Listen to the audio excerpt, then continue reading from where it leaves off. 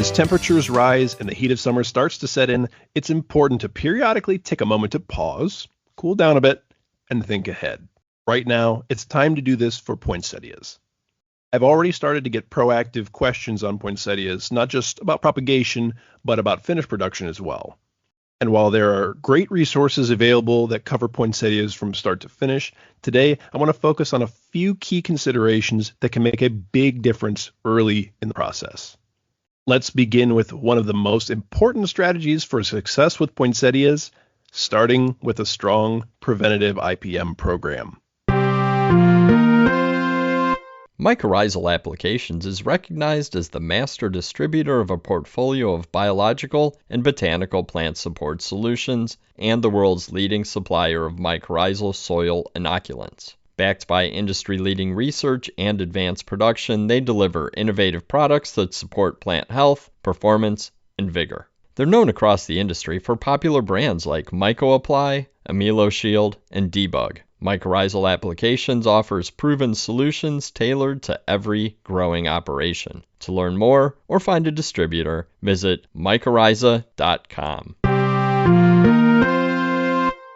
The goal is simple. Get out in front of pest problems before they start.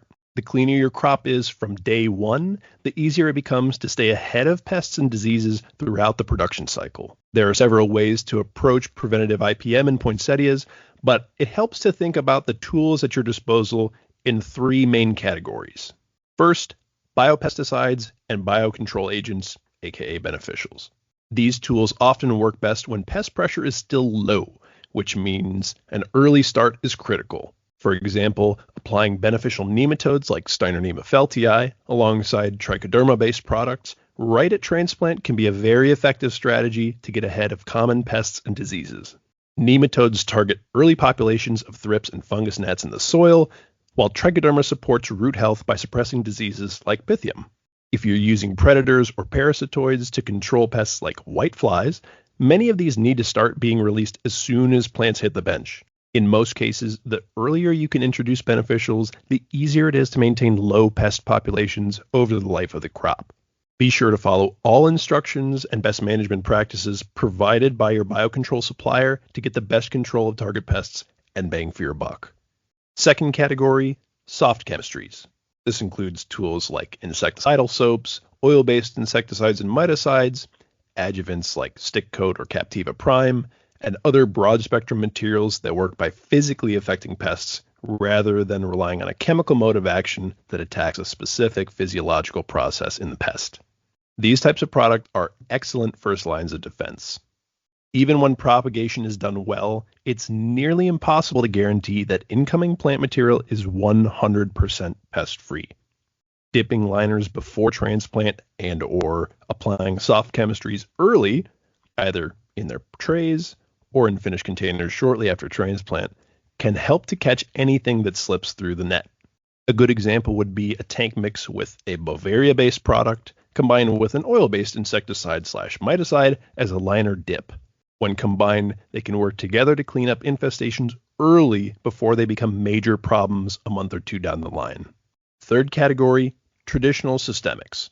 Preventative applications can be very effective, but timing is everything. For drenches, plants need to be developmentally ready. That means roots should be well established, ideally reaching the container sidewalls before you apply any systemic products. A healthy, actively growing root system ensures that the plant will actually absorb the active ingredients efficiently rather than potentially losing them through irrigation runoff. When applied at the right time, systemics can provide strong protection against pests and diseases during critical early growth stages. Now let's shift to another topic and personal pet peeve of mine when it comes to poinsettias: filling pots ahead of transplanting. As springtime seasonal helpers head out, but summertime operations get busy, many growers look for ways to get ahead by filling pots with growing media ahead of time. While this can be a time saver, there are some important considerations to keep in mind. Ideally, containers should be filled just before planting.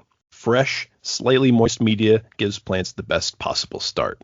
A moderate moisture level, around a 2 on the 1 to 5 moisture scale, is ideal. If you must pre-fill, your pots more than 24 hours before planting liners or direct sticking unrooted cuttings in smaller container programs, keep the following best practices in mind. First, do everything you can to keep the gap between filling and planting as short as possible. The longer media sits, the greater the risk of drying out, and dry media can be difficult to re-wet, leading to water stress in your young plants right at transplant. Second, take steps to preserve moisture in your pre-filled pots. Covering containers with plastic film can help to reduce evaporation, lowering light levels by pulling shade, or storing pots in a more controlled environment like a head house can also help reduce water loss from the soil. A very light misting overhead can also help buffer moisture loss. Just make sure that media doesn't get wet enough to start growing algae.